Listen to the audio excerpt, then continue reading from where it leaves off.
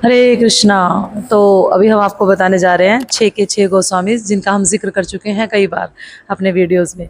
ये छः गोस्वामीज वो हैं जिनको महाप्रभु ने ये आदेश दिया था। दो तरह के आदेश दिए थे, एक ग्रंथों का रचना करो।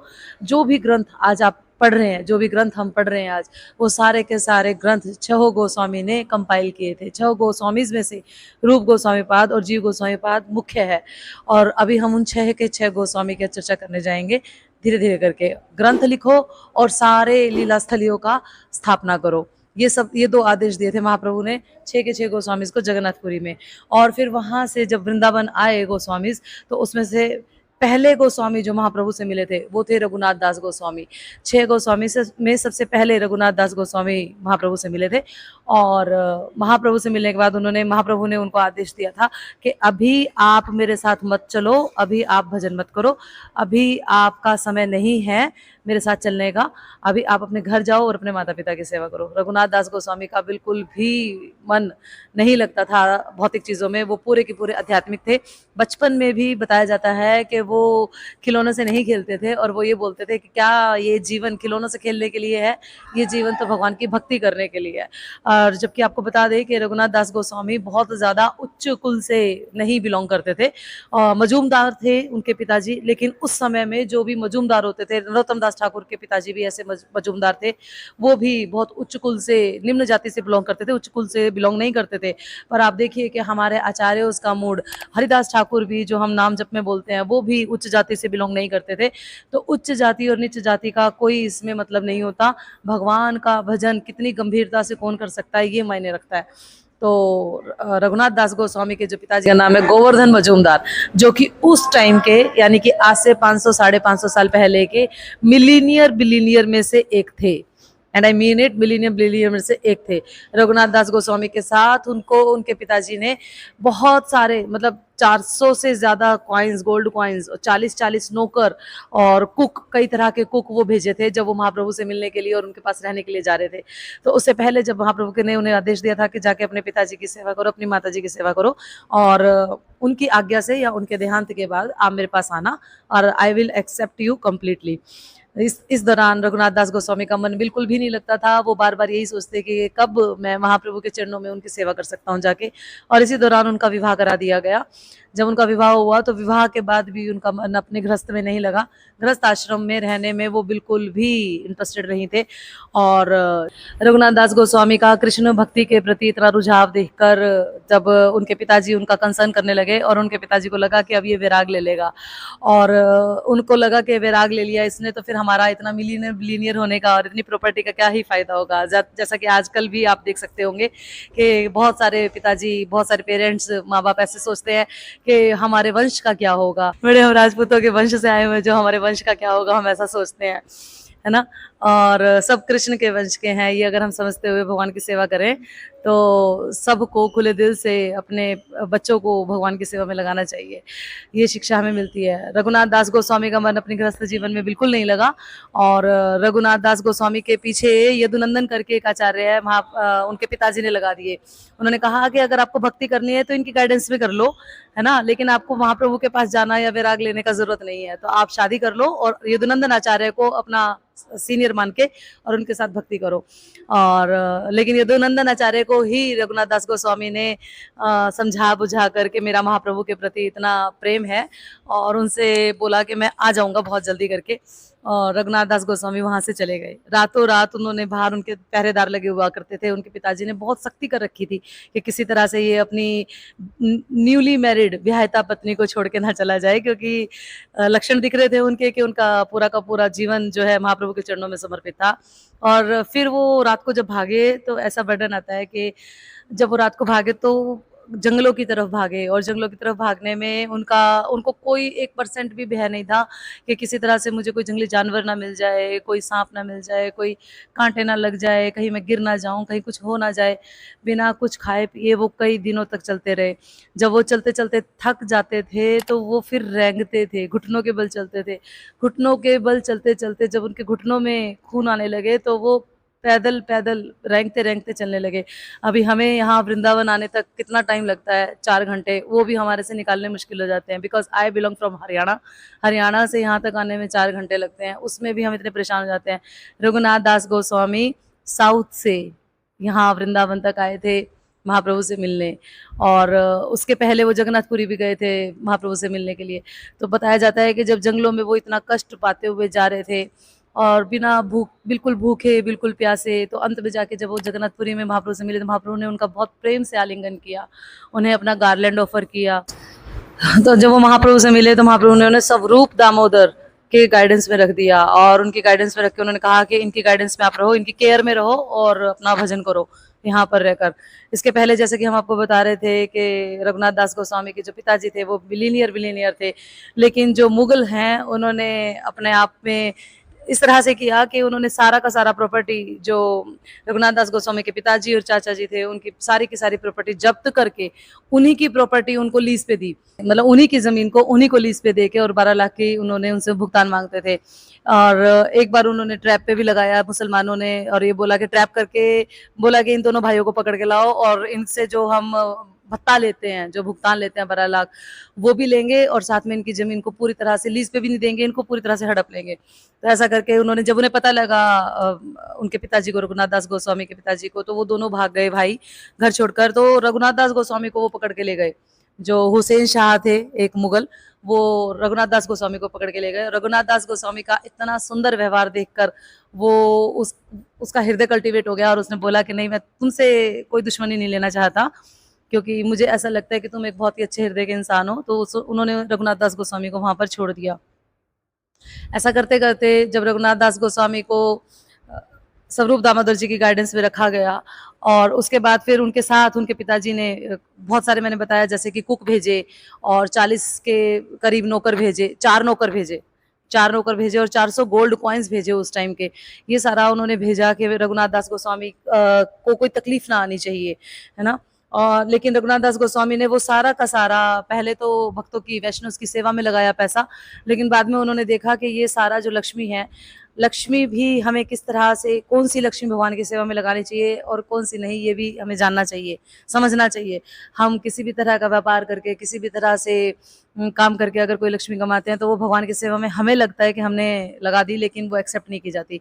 उसी तरह से रघुनाथ दास गोस्वामी के मन में ये विचार आया कि ये मैं किस तरह की लक्ष्मी से भक्तों की सेवा कर रहा हूँ, तो मुझे नहीं करनी चाहिए।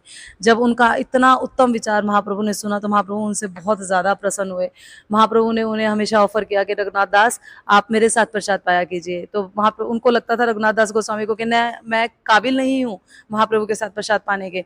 उन्होंने 3 से 4 दिन उनके साथ प्रसाद पाया, लेकिन 5वें दिन उन्होंने बाद में ये कहा कि नहीं, मैं यहाँ नहीं पाऊंगा, मैं काबिल नहीं हूँ आपके साथ आपका दिया हुआ उच्चिष्ट खाने के। और हम सोचते हैं कि हमें भगवान का प्रसाद क्यों नहीं मिला।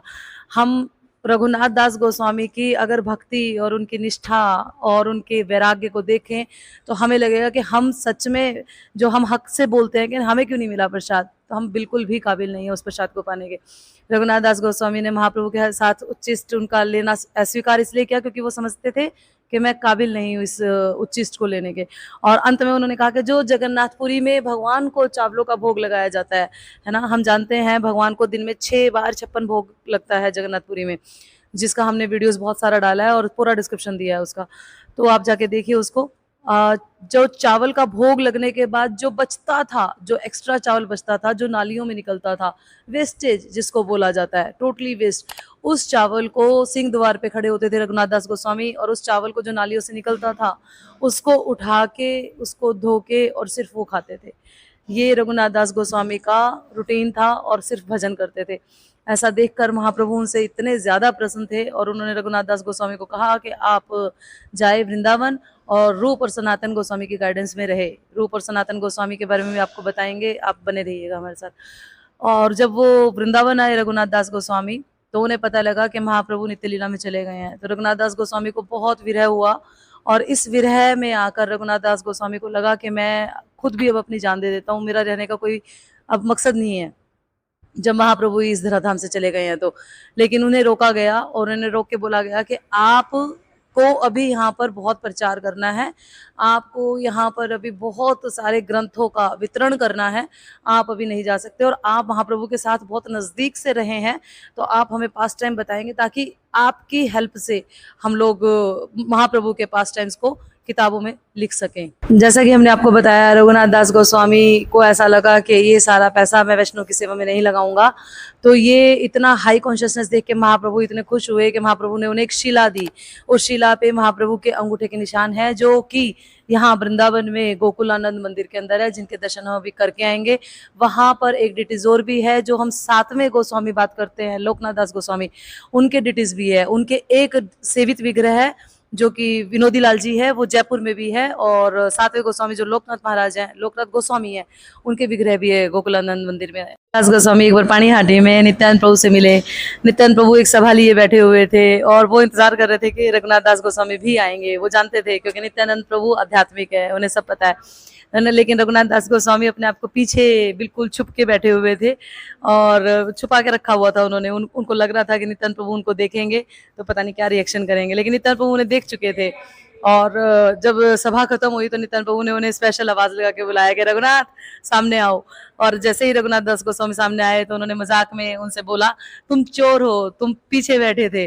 और ऐसा बोलकर उनको एक ब्लेसिंग्स के रूप में उनके सर पे अपना पांव रखा और ये कहा कि तुम्हारी चोरी अब पकड़ी गई है, तुम यहाँ आ गए हो। अब तुम ये जो पानीहाटी का जो फेस्टिवल है, जिसे हम दही चिड़ा फेस्टिवल बोलते हैं, इसको उनमें बहुत सुंदर तरीके से बनाया जाता है और साउथ में भी ये फेस्टिवल बहुत ही खुशी से बनाया जाता है, दही चिड़ा फेस्टिवल। ये फेस्टिवल नित्यानंद प्रभु ने रघुनाथ दास गोस्वामी को बोला कि अब आप बनाएं इसको। उसको बनाने के लिए, जैसा हमने बताया कि उनके पिताजी मिलीनियर थे और उन्होंने बहुत सारा सोना और ये सब वो भेजते थे, तो वो सारा सामान, उस सारा जो पैसा था, जो रिसोर्सेज थे, उन सब के साथ महाप्रभु रघुनाथ दास गोस्वामी ने दही चिड़ा उत्सव बनाया, जिसमें उन्होंने एक एक बाउल चावल का, राइस का, एक बाउल दूध का, एक बाउल दही का, ऐसे करके हर एक व्यक्ति को बांटा। और बहुत ज्यादा वहां पर दूध, दही, माखन और मीठे राइस, ये सब चलता रहा। इतना सुंदर फेस्टिवल था कि चारों तरफ दूध की नदियां बह रही थी। इस तरीके से ये दही चिड़ा फेस्टिवल बनाया जाता है और ये नित्यानंद प्रभु के कहने से रघुनाथ दास गोस्वामी ने ही शुरू किया था बनाना। अभी आपको बताएंगे कि रघुनाथ दास गोस्वामी ने किस किस किताब की रचना की। रघुनाथ दास गोस्वामी दिन में 2000 प्रणाम वैष्णव्स को करते थे और 1000 प्रणाम डिटीज को करते थे। और रघुनाथ दास गोस्वामी 24 घंटे में से 22 घंटे नाम जप किया करते थे और उसके अलावा वो टोटल पूरे दिन में 3 से 4 बार 250 ग्राम छाछ लेकर जीवित रहते थे। उनका ये पूरा जीवन था। एक और था रघुनाथ दास गोस्वामी के लिए कि उन्हें वो राधा कुंड पर, रघुनाथ दास गोस्वामी का भजन कुटीर है, और रघुनाथ दास गोस्वामी राधा कुंड पर जब गए तो उन्होंने देखा कि राधा कुंड पर लोग कपड़े धो रहे हैं, नहा रहे हैं, तो उन्हें लगा कि यहाँ पर एक कुआं खुदवा देना चाहिए। और जैसे ही उन्होंने कुआं खुदवाने के लिए कुछ कारीगर बुलाए और जब वो वर्कर्स ने एक बार वार किया उस जगह पर, तो एकदम से वहां पर ब्लड आना शुरू हो गया। वहां पर वो जीवा मंदिर आज भी बना हुआ है राधा कुंड पर। रघुनाथ दास गोस्वामी की जो समाधि है उसके थोड़ा सा दूर चल के ही वो जीवा मंदिर है। हम चाहे तो उसके दर्शन करके आ सकते हैं और देख सकते हैं। वो वहां से खून निकला और भगवान रात को सपन में आके कह रहे हैं कि ये जो जगह आपने चूज किया था राधा कुंड के पास कुआं बनवाने के लिए, हालांकि आपका मकसद बहुत अच्छा था, आपका इंटेंशन बहुत अच्छा था कि राधा कुंड में लोग स्नान कर रहे हैं, कपड़े धो रहे हैं और उस तरह से, तो वो उस चीज के लिए नहीं है। राधा कुंड तो हमारे शुद्धिकरण के लिए है, हमारे भजन को बढ़ाने के लिए है। तो उस टाइम पे जब वो जीवा से खून निकला तो उस जगह को जीवा मंदिर बोला गया और भगवान ने आगे से कहा कि ये जगह जो है मेरी जीवा के समान है, इसीलिए यहाँ पर एक बार करते ही रक्त बहा। जैसा कि हम सब जानते हैं, रघुनाथ दास गोस्वामी प्रयोजन के आचार्य है। हमारा जो भक्ति का जो बेस है ना, वो संबंध, अभिधेय और प्रयोजन पर ही टिका हुआ है। संबंध के बाद जो प्रयोजन के आचार्य हैं वो रघुनाथ दास गोस्वामी स्वयं है। और रघुनाथ दास गोस्वामी रति मंजरी के रूप में है कृष्ण लीला में, और इनकी पुस्तकों के नाम है स्तवमाला, मुक्त चरित्र, दान केली, चिंतामणि। ये 3 किताबें हम वैष्णव के मुंह से, भक्तों के मुंह से कई बार इनके रेफरेंसेस सुनते हैं और हम देखते हैं कि भक्तों के गहन अध्ययन के बाद उसमें से जो अमृत रूपी रस, जो शिक्षा, जो ज्ञान निकल के आता है, जो हमारी भक्ति को बढ़ाता है, वो इन 3 किताबों में से आचार्य रेफरेंस देते हैं। हरे कृष्णा। तो अभी हम बताएंगे आपको दूसरे गोस्वामी पाठ। जिनका नाम है गोपाल भट्ट गोस्वामी। गोपाल भट्ट गोस्वामी से महाप्रभु बहुत ही छोटी उम्र में मिले थे।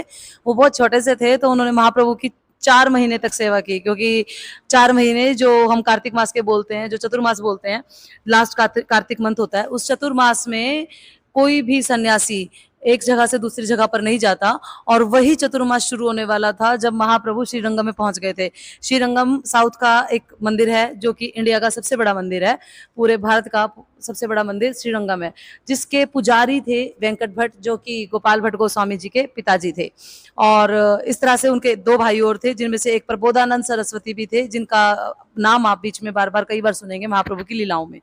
और महाप्रभु की गोपाल भट्ट गोस्वामी बहुत 9 साल के थे तो उन्होंने उनकी 4 महीने तक सेवा की, और इतनी इंटेंस सर्विस की उन्होंने महाप्रभु की कि वो महाप्रभु से इतने जुड़ गए कि जब महाप्रभु चतुर्मास खत्म होने के बाद गए तो गोपाल भट्ट गोस्वामी उनको भूल ही नहीं पा रहे थे और बार बार उनका स्मरण करते थे, बार बार विरह में आते थे। ये इस तरह की बातें हैं जो हम समझ नहीं पाते हैं। हमें बोलने का भी अधिकार नहीं है एक्चुअली में तो, लेकिन समझना तो बहुत ही दूर की बात है, तो हम समझ नहीं पाते हैं।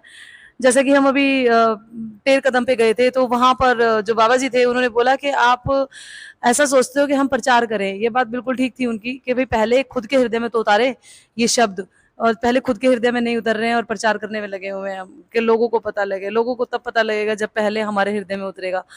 तो अभी जब जैसे हमने बोला कि 9 महीने का 9 साल का एक बच्चा जो महाप्रभु की इतनी सुंदर सेवा कर रहा है और 4 महीने इतनी इंटेंस सर्विस करने के बाद, उनसे इतना कुछ सीखने के बाद, समझने के बाद जब महाप्रभु चले गए तो 9 साल का बच्चा विरह कर रहा है, ये थोड़ा समझने की बात नहीं है हमारे लिए ना।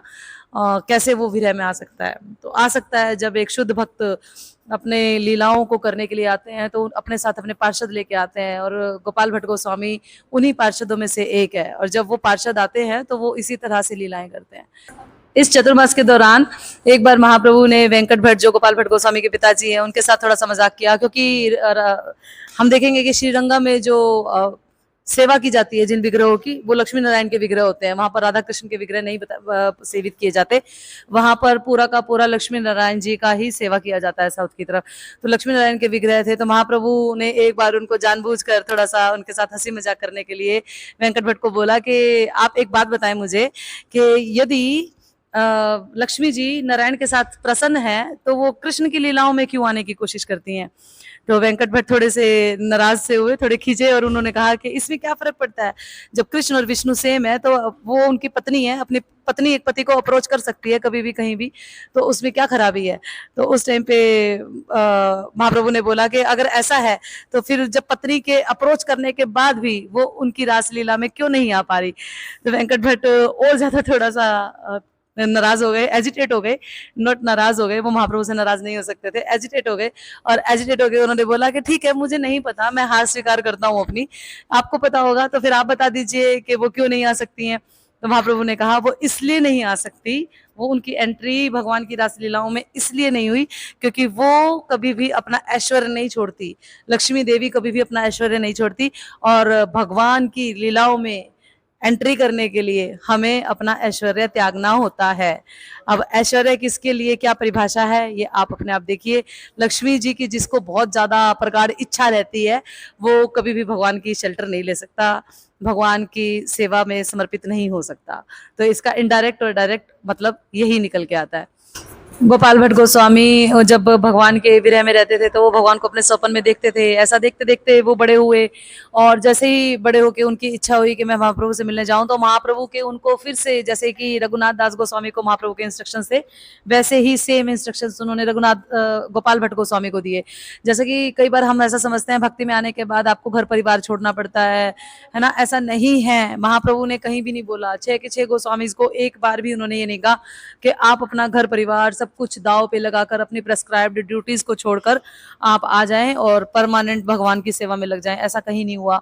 रघुनाथ दास गोस्वामी को भी उन्होंने ये इंस्ट्रक्शन दिया कि जाओ और अपने माँ पिताजी की सेवा करो, और गोपाल भट्ट गोस्वामी पाद को भी उन्होंने यही इंस्ट्रक्शन दिया कि जाओ और अपने पेरेंट्स की सेवा करो, जब तक वो इस धराधाम पे है पहले उनकी सेवा करो।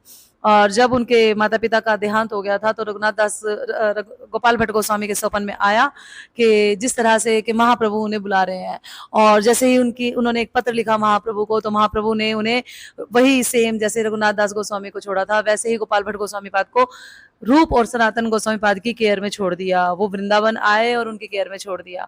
और महाप्रभु ने रूप गोस्वामी पाद और सनातन गोस्वामी पाद को एक पत्र भी लिखकर भेजा कि मुझे गोविंद देव जी, जहां मंदिर में हम अभी दर्शन करने जाएंगे, कि गोविंद देव जी मेरे सपने में आके बोल रहे हैं कि मुझे गोपाल भट्ट से सेवा लेनी है। गोपाल भट्ट को बोलो कि वो मेरा श्रृंगार करके जाया करे, मेरी सेवा करके जाया करे। और ये जब पत्र रूप गोस्वामी सनातन गोस्वामी पाद को मिला तो उन्होंने गोपाल भट्ट गोस्वामी पाद को गोविंद देव जी की सेवा में लगा दिया। और उस पत्र के साथ महाप्रभु ने अपना कौपीन और एक चौकी भी भेजा। और कौपीन महाप्रभु ने स्पेशल गोपाल भट्ट गोस्वामी पाद के लिए एज ए गिफ्ट भेजा और उन्हें कहा कि अपना समय मत खराब करना, ज्यादा से ज्यादा समय अपना शास्त्र पढ़ने में लगाना और भगवान की सेवा करने में लगाना। रूप और गोस्वामी को मैंने उनके हृदय में डाल दिया है कि किस तरह से ग्रंथों की रचना करनी है और क्या करना है। मैंने अपना मूड उनके हृदय में कन्वर्ट कर दिया है। तो अब वो जो भी यहाँ पर शास्त्रों का अनुमोदन करेंगे उसमें आप उनकी हेल्प करना। ये इंस्ट्रक्शंस उनको गोपाल भट्ट गोस्वामी को दी गई, जिसके चलते गोपाल भट्ट गोस्वामी पाद ने एक पुस्तक लिखी सत्क्रिय सार दीपिका, जो कि जिसके अंदर सारे के सारे संस्कार है डिटेल में। ये संस्कार मटेरियल संस्कार नहीं है, ये स्पिरिचुअल रिचुअल्स हैं। स्पिरिचुअल रिचुअल्स को यदि आप करना चाहते हैं फॉलो, तो आपको गोपाल भट्ट गोस्वामी द्वारा लिखी पुस्तक सत्क्रिय सार दीपिका को पढ़ना चाहिए। गोपाल भट्ट गोस्वामी ने ये संस्कारों की किताब लिखने के अलावा भी हरिभक्ति विलास को एडिट किया और जो षड संदर्भ की हम बात करते हैं जो कि जीव गोस्वामी पाद द्वारा रचित है, उसका इंट्रोडक्शन भी गोपाल भट्ट गोस्वामी ने किया। और एक पुस्तक जो कर्णामृत विलमंगल ठाकुर के द्वारा लिखी गई थी, उसकी कमेंट्री भी गोपाल भट्ट गोस्वामी ने की। और ऐसा भी है कि एक बार गंडकी नदी जो कि नेपाल में है, वहां पर गोपाल भट्ट गोस्वामी स्नान कर रहे थे। स्नान करते हुए उनके कमंडलू में 12 शालिग्राम शिलाएं आई। उन्हें लगा कि वहां पर तो गंडकी नदी में एक्चुअली बहुत सारी शिलाएं हैं, तो शालिग्राम शिलाएं, उन्हें लगा कि ये गलती से आ गई हैं, तो उन्होंने वापस उसको पानी में बहा दिया और फिर से स्नान करने लगे। जैसे स्नान किया वो शिलाएं फिर से उनके कमंडल में आ गई और ऐसा करते करते 4 से 5 बार हो गया। फिर गोपाल भट्ट गोस्वामी ने इसे भगवान की आज्ञा समझा और भगवान का निर्देश समझा। ऐसा समझने के बाद वो उन शिलाओं को अपने साथ ले आए वृंदावन में। और जब वो वृंदावन में लाए तो जब वो देखते थे कि सभी के पास डिटेल्स थे, रूप गोस्वामी पाद के पास, सनातन गोस्वामी पाद के पास, सबके पास अपने पर्सनल डिटेल्स हैं और वो सब बहुत श्रृंगार करते हैं, तो गोपाल भट्ट गोस्वामी का भी बहुत मन करता था, बहुत इच्छा करती थी कि मैं भी किसी तरह, मेरे पास भी अगर शिलाएं होने की जगह एक फॉर्म में अगर भगवान होते, एक डिटेल्स के रूप में भगवान होते, तो मैं भी उनकी सेवा करता। तो उनकी इच्छा हुई और भगवान राधा रमन जी के रूप में प्रकट हुए। नरसिंह चतुर्दशी के दिन राधा रमन जी का प्राकट्य आता है और 11 शिलाएं अभी भी उस राधा रमन मंदिर में प्रिजर्व करके रखी हुई हैं, जिनके दर्शन आम पब्लिक को नहीं कराए जाते हैं, पर वहाँ की जो गोस्वामी पीढ़ी है वो करती है, उनके पास है, सुरक्षित है। और एक जो शिला थी, शालिग्राम शिला, जो कि आप देखते हो राधा रमन जी के रूप में, ऐसा बताया जाता है कि राधा रमन जी के दर्शन करना का मतलब है कि आपने संबंध, अभिधेय और प्रयोजन, यानी कि गोविंद देव जी, गोपीनाथ जी और मदन मोहन जी तीनों के दर्शन एक साथ कर लिया, यानी कि चरणों के, हृदय के और श्रीमुख के दर्शन एक साथ कर लिए हैं। और राधा रमन जी के दर्शन में ही तीनों के दर्शन सम्मिलित है। गोपाल भट्ट गोस्वामी अनंग मंजरी के रूप में भगवान की, कृष्ण की लीलाओं में सेवा करते हैं, सहयोग करते हैं, अनंग मंजरी के रूप में। श्री कृष्णा। तो अभी हम तीसरे गोस्वामी पाद के चर्चा करने के लिए जा रहे हैं, जिनका नाम है रघुनाथ भट्ट गोस्वामी। हमने पहले बात किया था रघुनाथ दास गोस्वामी का, जो कि मजूमदार थे, और अब हम बात कर रहे हैं रघुनाथ भट्ट गोस्वामी की। भट्ट से आपको समझ आ ही गया होगा कि वो एक ब्राह्मण परिवार से थे। उनके पिता का नाम तपन मिश्र था और तपन मिश्र बहुत ही अच्छे जानकार थे चैतन्य महाप्रभु के। चैतन्य महाप्रभु उनके पास रुक के आए थे काफ़ी समय के लिए, और जिस समय पर रघुनाथ भट्ट गोस्वामी ने उनकी सेवा की। रघुनाथ भट्ट गोस्वामी ने 2 महीने कंटिन्यू महाप्रभु की सेवा की, बहुत छोटी उम्र में। और रघुनाथ भट्ट गोस्वामी के पिता जो तपन मिश्र हैं, उनके सपन में ऐसा आया कि उन्होंने सपन देखा कि भगवान निमाई जो हैं, यानी कि महाप्रभु स्वयं भगवान है, और उन्होंने यही जानने की इच्छा से महाप्रभु से मिलना स्वीकार किया। वो मिले महाप्रभु से और बाद में उन्होंने इस चीज़ को कंफर्म किया कि हाँ, चैतन्य महाप्रभु ही स्वयं भगवान है। इस चीज़ को समझते हुए रघुनाथ भट्ट गोस्वामी ने भी महाप्रभु के प्रति अपना प्रेम, आकर्षण बाहर आया उनका निकल के। और इसी तरह से रघुनाथ भट्ट गोस्वामी के पास जब महाप्रभु मिलने गए, तो रघुनाथ भट्ट गोस्वामी जब महाप्रभु से मिलने जगन्नाथपुरी गए तो रघुनाथ भट्ट गोस्वामी को महाप्रभु ने फिर से इंस्ट्रक्शंस दिए, जैसे कि रघुनाथ दास गोस्वामी को दिए थे और जैसे कि गोपाल भट्ट गोस्वामी को दिए थे, कि शास्त्रों का अध्ययन करो, रूप और सनातन की गाइडेंस में रहो और समय को खराब मत करो। उन्हें एक इंस्ट्रक्शन और साथ में दिया था कि विवाह कभी मत करना, कृष्ण चेतना में रहना हमेशा और कभी भी विवाह मत करना।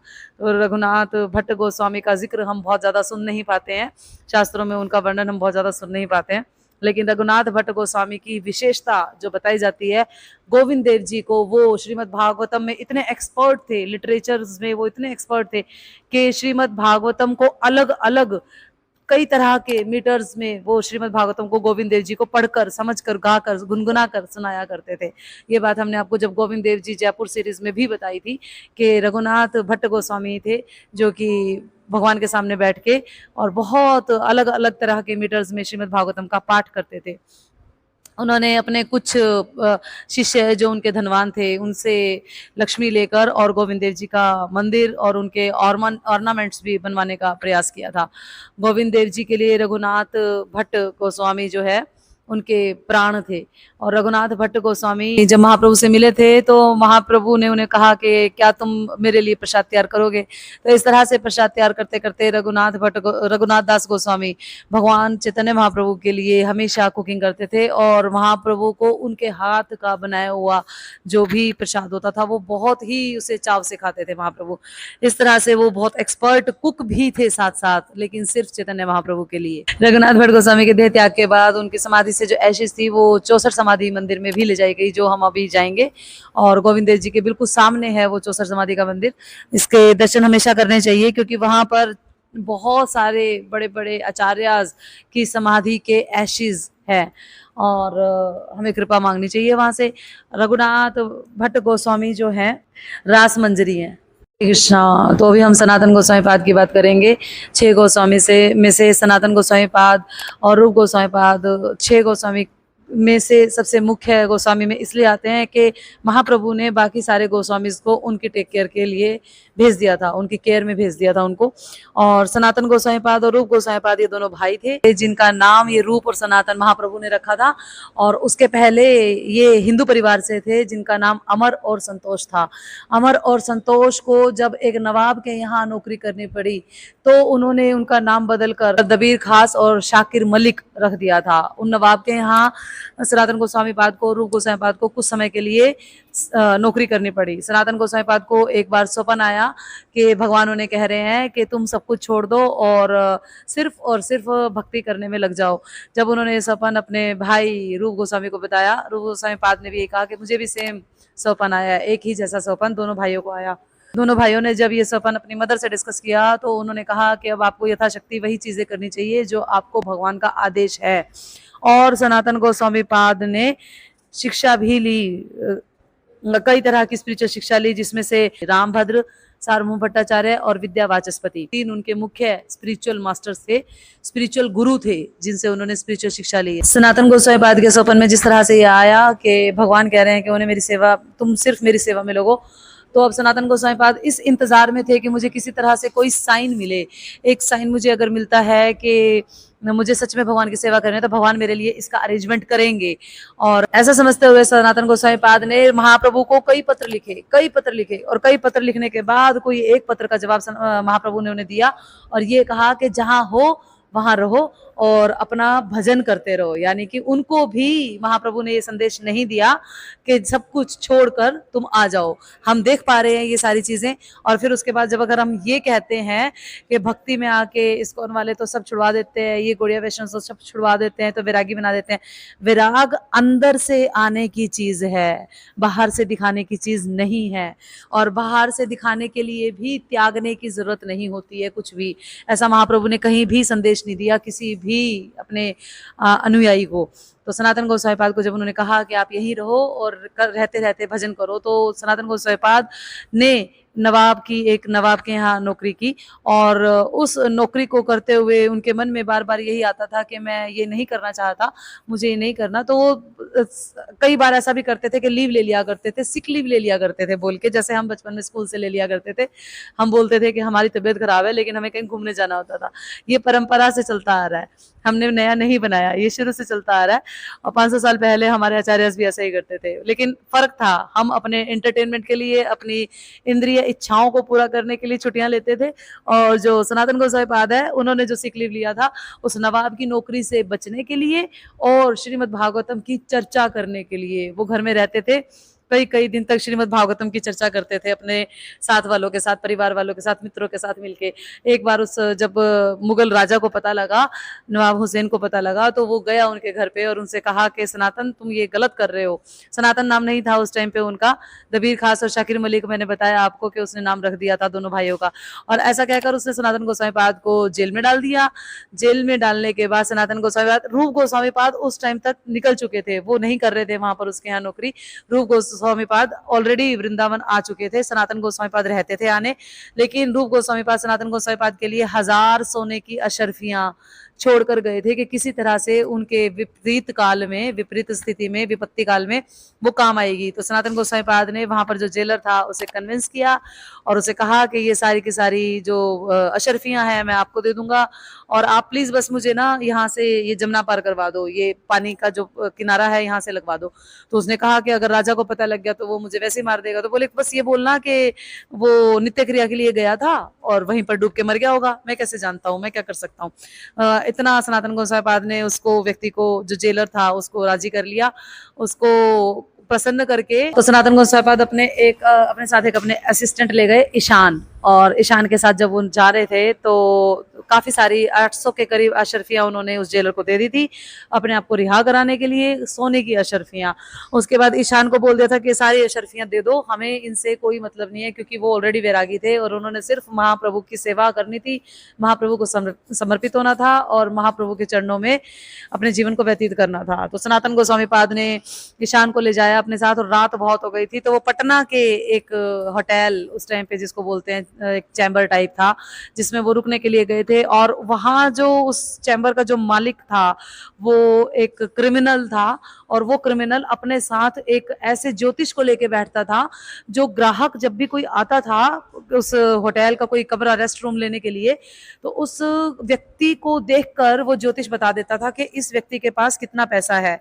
और जब वो जो रेस्ट रूम का जो मालिक था उसने उस ज्योतिष को बोला कि आप देख के बताएं कि इनके पास कितना पैसा, तो उन्होंने बताया कि इनके पास 8 सोने की अशर्फियां अभी बाकी है। सनातन गोस्वामी पाद से उन्होंने कहा कि भाई तुम्हारे पास जो है वो हमें दे दो और चुपचाप यहाँ पे रुक जाओ, नहीं तो हम तुम्हें मार देंगे, तुम्हारा मर्डर कर देंगे। सनातन गोस्वामी पाद को मरने से, मृत्यु से 1% भी भय नहीं था, इस भय में उन्होंने वो सारी अशर्फियां नहीं दी। वो वैरागी थे, उन्हें उस अशर्फियों का कुछ नहीं करना था, वो बिल्कुल खाली हाथ महाप्रभु के पास मिलने के लिए जाना चाहते थे, सिर्फ और सिर्फ अपना हृदय लेके। तो उन्होंने कहा अपने नौकर ईशान से कि आप सारी अशर्फियां इनको दे दीजिए, ये हमें रेस्ट करने के लिए, नाइट के लिए एक रूम दे रहे हैं। और जैसे ही सनातन गोस्वामी पाद और ईशान जो उनके असिस्टेंट उनके साथ थे वो रात को रुके, तो ऐसा पता लगा कि ईशान ने एक अशर्फी अपने लिए रख लिया। ये ज्योतिष ने बताया उस रेस्ट रूम के मालिक को, और उस रेस्ट रूम के मालिक ने कहा कि अभी भी आप लोगों ने एक अशर्फी अपने पास रखा हुआ है। तो वहां सनातन गोस्वामी पाद ने ईशान से पूछा कि क्या आपके पास अभी भी कुछ बाकी है? तो ईशान ने कहा हाँ, मैंने एक रख लिया था इमरजेंसी के लिए कि कुछ भी हो सकता है। तो सनातन गोस्वामी पाद ने कहा जिसके साथ भगवान है उसके साथ कुछ नहीं हो सकता, और क्या ही होगा, अंत लास्ट टू लास्ट क्या ही होगा आखिर। तो अभी तुम्हारे मन में इसका लालच आया कि ये एक अशर्फी भी रखना है, तो मैं आज से तुम्हें भी त्यागता हूँ, मुझे तुम्हारी जरूरत नहीं है, अब इसका आगे का रास्ता मैं खुद तय करूंगा। थोड़ा सा आगे गए तो उनके जीजा ने उनको थोड़ा रास्ता क्रॉस कराया और एक अपना ब्लैंकेट, एक नया ब्लैंकेट था जो सनातन गोस्वामी पाद को उपहार रूप में दे दिया, जिसकी उन्हें जरूरत पड़ सकती थी वक्त आने पे। ये ब्लैंकेट सनातन गोस्वामी पाद को उनके ब्रदर इन लॉ श्रीकांत ने दिया था, और उसके बाद जब वो बनारस महाप्रभु से मिलने के लिए आए चंद्रशेखर के घर पे, तो वो ब्लैंकेट उन्होंने अपने कंधे पे डाला हुआ था, और महाप्रभु ने उस ब्लैंकेट को देखा, बार बार निहारा। सनातन गोस्वामी पाद समझ गए कि वो चाहते नहीं है कि मैं ये जो नया एक मेरे शरीर पे एक वस्त्र आया है। महाप्रभु बिल्कुल नहीं चाहते हैं कि कोई भी नया वस्त्र मैं धारण करूं, तो सनातन गोस्वामी पाद ने वो वस्त्र, वो ब्लैंकेट एक गरीब को दिया और उसका फटा पुराना ब्लैंकेट उठा के सनातन गोस्वामी पाद ने अपने शरीर पे धारण किया, जिससे महाप्रभु बहुत खुश हो गए। महाप्रभु के मन की बात को वो सिर्फ आंखों से समझ जाते थे, और एक्चुअली में एक शिष्य का एक कर्तव्य होता है कि वो अपने गुरु की, जिसके वो शरणागत है, जिससे वो प्रेम करता है, जिसके पथ पे वो चलना चाहता है, उसके हृदय की बात को वो सिर्फ बिना बोले ही समझ सके। ये एक गुणता है जो कि महाप्रभु के अनुयायियों में थी। और फिर महाप्रभु ने उन्हें तपन मिश्र और चंद्रशेखर, इन दो लोगों की टेक केयर में सनातन गोस्वामी पाद को डाल दिया। सनातन गोस्वामी पाद से कहा कि आप इनकी टेक केयर में रहें और अपना भजन कंटिन्यू करें। सनातन गोस्वामी पाद झारखंड के जंगलों से होते हुए जा रहे थे, तो कई जगह का उन्होंने अलग अलग पानी पिया, और वो अलग अलग पानी पीने की वजह से सनातन गोस्वामी पाद को चर्म रोग हो गया। और वो अपने आप में ऐसा समझने लगे कि चर्म रोग होने के बाद भी चैतन्य महाप्रभु उनका आलिंगन करते थे। वो महाप्रभु से हमेशा दूर रहते थे और अपने आप को बहुत गिल्ट महसूस करते थे कि महाप्रभु मेरा आलिंगन करते हैं, मुझे पूरे शरीर के ऊपर इतना ज्यादा चर्म रोग है, उनके स्किन से पीब पस निकलता था, उसके बावजूद महाप्रभु उन्हें आलिंगन करते थे।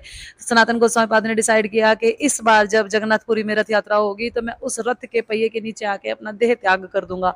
ये बात किसी भी तरह से महाप्रभु को पता लगी तो महाप्रभु ने कहा कि ये जो देह है ये आपका नहीं है, ये देह कृष्ण का दिया हुआ है और उन्हीं की इच्छा से वापस जाना चाहिए, आपकी इच्छा से ये नहीं जाएगा। और महाप्रभु ने उनका कस के आलिंगन किया और उसी समय सनातन गोस्वामी पाद का सारा चर्म रोग खत्म हो गया। जब सनातन गोस्वामी पाद का चर्म रोग ठीक हो गया तो सनातन गोस्वामी पाद को महाप्रभु ने कहा कि अब आप वृंदावन जाइए। और सनातन गोस्वामी पाद ने हरि भक्ति विलास, एक बहुत ही फेमस ग्रंथ है, जिसकी रचना की, और जीव गोस्वामी पाद को ऐसा बोला कि आप उन्हें असिस्ट कीजिए, यानी कि सनातन गोस्वामी पाद को आप असिस्ट कीजिए हरि भक्ति विलास की रचना करने में। ऐसा करते हुए जब सनातन गोस्वामी पाद वृंदावन आए तो ये स्टोरी, ये कथा हम अक्सर जानते हैं कि जब सनातन गोस्वामी पाद वृंदावन में मधुकरी करते थे तो एक चौबे जी का परिवार था, पुरुषोत्तम चौबे, जिनके घर सनातन गोस्वामी पाद गए और सनातन गोस्वामी पाद ने देखा कि वहां पर एक डिटीज हैं बहुत ही सुंदर। सनातन गोस्वामी पाद के सपन में वो डिटीज आए और सनातन गोस्वामी पाद को बोले कि मैं तुमसे सेवा लेना चाहता हूँ, तुम मुझे वहां से लेके आओ, पुरुषोत्तम चौबे के घर से। और जब सनातन गोस्वामी पाद उनसे मधुकरी करने दोबारा से गए और उन्होंने कहा कि आपके डिटीज मुझे दे दीजिए, तो चौबे जी ने मना कर दिया। चौबे जी की वाइफ ने कहा कि अरे तुम तो सिर्फ मधुकरी करने आते थे, आज तुम हमारे विग्रह भी मांग के लेके जा रहे हो। और वो विग्रह इस तरह से थे कि चौबे जी के जो बच्चे थे ना, उन विग्रहों के साथ खेलते थे। तो सनातन गोस्वामी पाद को उन्होंने पहले तो मना किया, लेकिन बाद में चौबे जी के सपने में ही ऐसा आया कि आप जाके, और वो जो बाबा जी आपसे मधुकरी करके लेके जाते हैं ना, आप जाके उन्हें दो मुझे, मैं उन्हीं से सेवा स्वीकार करना चाहता हूँ। तो चौबे जी ने कहा अभी कि उनके पास तो कोई घर नहीं है, कुछ भी नहीं है उनके पास, वो तो एक पेड़ के नीचे बैठते हैं, वो आपकी सेवा कैसे करेंगे। तो फिर भगवान जो कि आज वृंदावन में मदन मोहन जी के रूप में है, मदन मोहन जी के रूप में उन्होंने कहा कि मैं जैसा भी है मैं उन्हीं से अपनी सेवा लेना चाहता हूँ।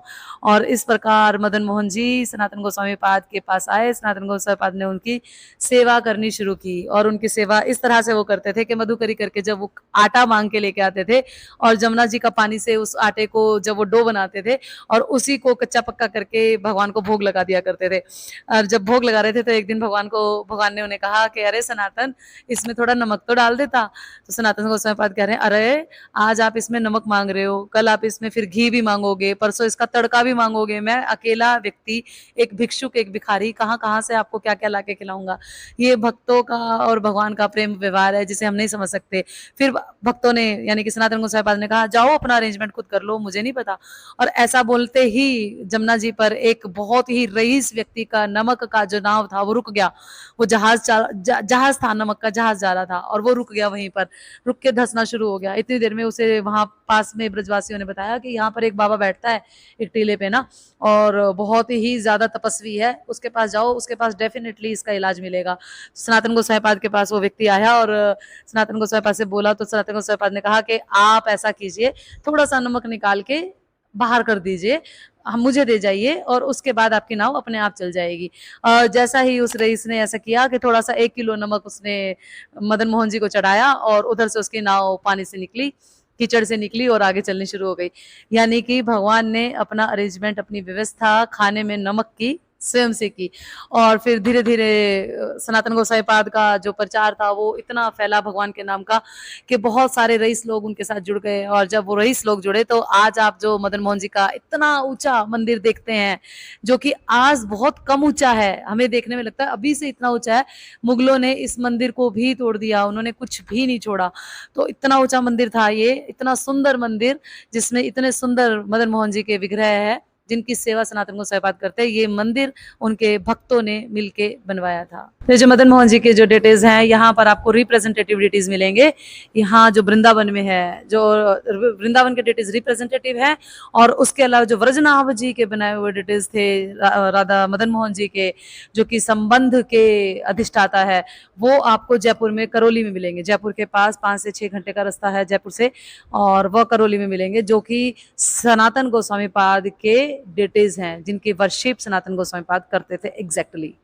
हरे कृष्णा। तो अभी हम जाएंगे रूप गोस्वामी पाद के पास। रूप गोस्वामी पाद के पास जाने का बोलते ही फीलिंग अलग सी आ गई। रूप गोस्वामी पाद की चर्चा करने जाएंगे, रूप गोस्वामी पाद को समझने, उनके जीवन चरित्र को समझने का प्रयास करेंगे। रूप गोस्वामी पाद सनातन गोस्वामी पाद के भाई है, जैसा कि हमने आपको बताया। और हमने आपको बताया कि कैसे सनातन गोस्वामी पाद जेल से निकले और उस नवाब की हुकूमत से बाहर निकले। रूप गोस्वामी पाद पहले ही जा चुके थे वृंदावन, और रूप गोस्वामी और सनातन गोस्वामी पाद ने राम के लिए में महाप्रभु से दीक्षा ली, हजारों हजारों भक्तों के साथ। और महाप्रभु ने उन्हें आशीर्वाद दिया कि आपको कृष्ण का प्रेम बहुत जल्दी प्राप्त होगा, कृष्ण आपका उद्धार बहुत जल्दी करेंगे। रूप गोस्वामी पाद ने 2 नाटक भी लिखे, ललित माधव और विदग्ध माधव। विदग्ध माधव जो है वृंदावन की लीलाओं पे है, और ललित माधव जो है वो द्वारका की लीलाओं के ऊपर है। ये दोनों के दोनों नाटक गौड़िया वैष्णव में बहुत ही ज्यादा प्रचलित है, और इन दोनों नाटकों के ऊपर हमारे आचार्यों ने, हमारे भक्तों ने पुस्तकें भी लिखी हुई है। आप चाहे तो जाकर पढ़ सकते हैं, उन्हें समझ सकते हैं। ललित माधव और विदग्ध माधव पढ़ने के लिए पर्याप्त बुद्धि का होना बहुत जरूरी है, जो कि गुरु और गौरांग की कृपा से ही प्राप्त होती है। उसे समझने के लिए पढ़ तो कोई भी सकता है, पढ़ तो हम भगवत गीता भी सालों से रहे हैं, समझ कितना रहे हैं। क्या हम ये समझ रहे हैं? हम ये समझ रहे हैं भगवत गीता से, नेकी कर दरिया में डाल, अच्छा कर्म किए जा, फल की चिंता मत कर। जबकि हमने जब भगवत गीता को गुरु गौरांग की कृपा से, आचार्यों की कृपा से पढ़ना और समझना शुरू किया, तो हमें पता लगा कि ये तो पूरी भगवत गीता में कहीं लिखा ही नहीं हुआ। तो इस तरह से जो आचार्य के लिखे हुए ग्रंथ है, उनको पढ़ने की जो दृष्टि है या उनको समझने के लिए जो बुद्धि चाहिए, वो गुरु और गौरांग की कृपा से समझ में आती है, चाहे आप कितने भी स्कॉलर क्यों ना हो। असली स्कॉलर वो है जो कृष्ण को और आचार्य को अपने आप को समर्पित कर देता है। असली स्कॉलर वो है जिसको समझ में आता है 84 लाख योनियों में भटकने के बाद आज मुझे इतनी कृपा मिल रही है, और मैं इसको नहीं लूं तो मैं कैसे अपने जीवन को बर्बाद कर रहा हूँ। तो हम आते हैं वापस रूप गोस्वामी पाद पे। रूप गोस्वामी पाद कृष्ण लीला में रूप मंजरी के नाम से जाने जाते हैं। हम सभी रूप रूगा कहलाते हैं। हम सभी रूप गोस्वामी पाद के शरण में, उनके शेल्टर में, उनको फॉलो करते हुए गौड़िया वैष्णव परंपरा को आगे बढ़ाने का, शिल्पोपाद के मिशन को आगे बढ़ाने का, प्रचार करने का, प्रसार करने का प्रयास कर रहे हैं। और जो रूप गोस्वामी पाद ने लिखा था, नमो महावदान्याय कृष्ण प्रेम प्रदायते कृष्णाय कृष्ण चैतन्य नामिने गुरुतेश नमः। मेरे बोलने के बाद शायद आपको याद आया हो कि ये हमने कहीं सुना सुना लगता है, शायद आपने ही कहीं ना बोल दिया हो, शायद आप ही दिन में 4 या 5 बार भोग लगाते हुए इस शब्दों को यूज ना करते हो। तो ध्यान दीजिए, जो आप प्रार्थनाएं बोलते हैं वो श्रीपाद रूप गोस्वामी के हृदय से प्रकट हुई है, जिन्हें हम भगवान को ऑफरिंग करते हुए बोल के बताते हैं। रूप गोस्वामी पाद के बारे में अब बहुत ज्यादा इसलिए नहीं बताएंगे आपको, क्योंकि जयपुर वाली जो हमारी सीरीज है उसमें हमने आपको बता रखा है गोविंद देव जी के जो विग्रह हैं उनका कैसे स्थापना हुआ, उनकी स्थापना से पहले कैसे रूप गोस्वामी पाद के पास एक बालक आया और उसने बोला कि उस घाटी के ऊपर वो गाय जो दूध दे रही है, उस दूध की जो धार है पर्टिकुलर एक ही जगह पर इतने टाइम से पड़ती आ रही है। ये सब चर्चा, ये सब कथा आपको हमारे YouTube चैनल पर जाकर मिलेगी। वहां पर से जाके आप देख सकते हैं किस तरह से रूप गोस्वामी पाद ने गोविंद देव जी के विग्रहों को प्रकट किया और कैसे उसका उत्सव पूरे गांव में चला और कितने समय तक गांव के ब्रजवासियों ने 56 भोग उनको लगाए, ऑफर किए। और यहाँ पर जो गोविंद देव जी के विग्रह है जिनके हम अभी दर्शन करने जाएंगे, ये रिप्रेजेंटेटिव डिटीज हैं। और जो व्रजनाभ जी के डिटीज हैं वो जयपुर में हैं, जिनका पूरा का पूरा वर्णन कि कैसे मुगलों ने आक्रमण किया था, फिर कैसे उन्हें कामयाबन ले जाया गया था, फिर कामयाबन से उठा के उन्हें कैसे जयपुर शिफ्ट किया गया था, जयपुर में भी कैसे पहले जंगल में बिठाया गया था और फिर बाद में गोविंद देव जी का मंदिर बनवाया गया था। तो उसके बाद ने नेक्टर ऑफ इंस्ट्रक्शन और नेक्टर ऑफ डिवोशन यानी कि भक्ति रसामृत सिंधु और उपदेशामृत भी दी है, जो कि श्रील प्रभुपाद के द्वारा हमारे तक पहुंची है, जो कि हम भक्ति शास्त्र में पढ़ते हैं और पढ़ाते हैं। हरे कृष्णा। तो अभी हम जाएंगे जीव गोस्वामी पाद के बारे में बात करने के लिए। जीव गोस्वामी पाद सबसे छोटे गोस्वामी हैं 6 गोस्वामीज में से, और रूप और सनातन गोस्वामी पाद के कजन है, छोटे कजन है। और जीव गोसाई पाद बहुत बड़े स्कॉलर है। इवन श्री प्रभुपाद कई बार बोलते थे कि मेरे गुरु महाराज और जीव गोस्वामी पाद से बड़ा स्कॉलर हिस्ट्री में कभी कोई ना था ना है। और जीव गोस्वामी पाद ने सारे के सारे जो हम ग्रंथ अभी देख रहे होते हैं, हमारे सामने होते हैं, उन सारे के सारे ग्रंथों को हमारे पढ़ने के लिए बनाया, क्योंकि जो भाषा पहले लिखी गई थी आचार्यों के द्वारा उसे हम नहीं समझ सकते थे। जीव गोस्वामी पाद ने उन सबको इजी लैंग्वेज में कन्वर्ट करके हम तक पहुंचाया। जीव गोस्वामी पाद की कृपा से ही हम सारे के सारे ग्रंथों को पढ़ने के लिए सक्षम हो पाए। जीव गोस्वामी पाद का वर्णन 2 ग्रंथों में आता है, एक नरहरि चक्रवर्ती के भक्ति रत्नाकर ग्रंथ में, और एक जानवा माता के स्टूडेंट थे नित्यानंद दास, उन्होंने एक ग्रंथ लिखा था प्रेम विलास। प्रेम विलास और भक्ति रत्नाकर, ये 2 ग्रंथों में जीव गोस्वामी पाद का बहुत सारा जिक्र आता है। तो जैसे कि हमने बताया, रूप गोस्वामी पाद ने नेक्टर ऑफ इंस्ट्रक्शन लिखा था, तो नेक्टर ऑफ इंस्ट्रक्शन उन्होंने क्यों लिखा था, इसके पीछे भी जीव गोस्वामी पाद की बहुत सुंदर एक वर्णन आता है। जब जीव गोस्वामी पाद से एक भक्त रूप गोस्वामी पाद से चर्चा करने के लिए आए और उन्होंने कहा कि आप बताएं, अब हम कंपटीशन कर सकते हैं कि कौन स्कॉलर है, लेकिन रूप गोस्वामी पाद ने बिना कोई कंपटीशन के बोला कि मैं अपनी हार स्वीकार करता हूं और आप स्कॉलर हैं। उसके ऊपर जीव गोस्वामी पाद ने रूप गोस्वामी पाद से प्रश्न किया कि आपने ऐसा क्यों किया, तो रूप गोस्वामी पाद ने कहा कि मेरा जीवन कंपटीशन करने के लिए, डिबेट्स करने के लिए नहीं बना है, मेरा जीवन ग्रंथों का अध्ययन, वितरण, उनका रचना करने के लिए बना है, जिसको जो महाप्रभु ने मुझे आज्ञा दी है ना, मैं यहाँ पर डिबेट करने के लिए नहीं आया हूँ। तो जीव गोस्वामी पाद को ऐसा लगा कि रूप गोस्वामी पाद के लिए वो जाके उस ब्राह्मण से लड़े, तो उन्होंने उस ब्राह्मण को पास जाकर कहा कि तुम्हें क्या लगता है कि रूप गोस्वामी पाद ने अगर ऐसा बोल दिया कि आप बड़े स्कॉलर है, तो क्या आप बड़े स्कॉलर है? आप बड़े स्कॉलर नहीं है। उनका इतना सा ही बोलने पे रूप गोस्वामी पाद ने कहा कि उन्होंने उनका त्याग कर दिया जीव गोस्वामी पाद का, और कहा कि जीव, तुम्हारा ना अपनी जीवा पे कंट्रोल नहीं है, तुम्हारे अपने गुस्से पे कंट्रोल नहीं है। और इस तरह की बातें करके रूप गोस्वामी पाद ने नेक्टर ऑफ इंस्ट्रक्शन की रचना की, जिसमें हम पहला ही श्लोक देखते हैं, वाचो वेगम मनसा क्रोध वेगम उदर उपस्थ वेगम करके जो हम श्लोक देखते हैं। तो अब आप देखिए कि किस तरह से जीव गोस्वामी पाद जैसे स्कॉलर और उनके खासकर उनके कजन और इतने बड़े इतने सुंदर भक्त का भी रूप गोस्वामी पाद ने त्याग कर दिया, सिर्फ और सिर्फ इस छोटी सी बात को लेके। जब जीव गोस्वामी पाद का त्याग हो चुका था तो उन्होंने जमुना जी के पास रहना स्वीकार किया, और सिर्फ वो जमुना जी की माटी खाते थे और जमुना जी का पानी पीते थे।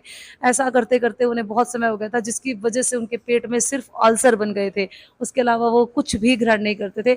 अल्सर बनने के कारण जीव गोस्वामी पाद ने नित्य लीला में प्रवेश कर दिया, बहुत ही जल्दी उन्होंने देह त्याग कर दिया। और रूप गोस्वामी पाद को जब पता लगा कि उनका तबीयत इतना खराब हो गया है सिर्फ और सिर्फ मिट्टी खाने से और जमुना जी का वो पानी पीने से और जमुना जी के पास की मिट्टी खाने से, तो रूप गोस्वामी पाद ने उन्हें बहुत प्रेम पूर्वक फिर से स्वीकार किया। और ये उन्होंने पश्चाताप किया था जीव गोस्वामी पाद ने अपनी गलती का, कि उनको अलग कर दिया गया अपने आप से, उनसे, रूप गोस्वामी पाद से। जीव गोस्वामी पाद नित्यानंद प्रभु से मिले नवदीप धाम में, और वो अपनी जीव गोस्वामी पाद अपनी माता से बोल कर आए कि मैं एक बार अपनी प्रॉपर्टी, हमारी कुछ प्रॉपर्टी है नवदीप में, उसको चेक करने के लिए जा रहा हूँ। और वहां पर उनकी भेंट नित्यानंद प्रभु से हुई और नित्यानंद प्रभु ने उन्हें अपना शिष्य बनाया। और जीव गोस्वामी पाद ने जैसे ही नित्यानंद प्रभु के दर्शन किए, उन्हें समझ आ गया उसी वक्त कि ये और कोई नहीं बलराम जी हैं स्वयं। और जब उन्होंने उन्हें एज ए टीचर, नित्यानंद प्रभु ने एज ए स्टूडेंट जीव गोस्वामी पाद को स्वीकार किया। तो इस तरह से हमने आपको 6 के 6 गोस्वामी के बारे में यथाशक्ति बताने का प्रयास किया। हम प्रार्थना करते हैं सभी से और स्वयं के हृदय से भी कि किसी तरह से हम इन 6 गोस्वामी के बताए हुए मार्गदर्शन पे हम चल सके, उनसे मार्गदर्शन ले सके और भगवान के प्रति अपने प्रेम को दिन प्रतिदिन विकसित कर सके। हरे कृष्णा।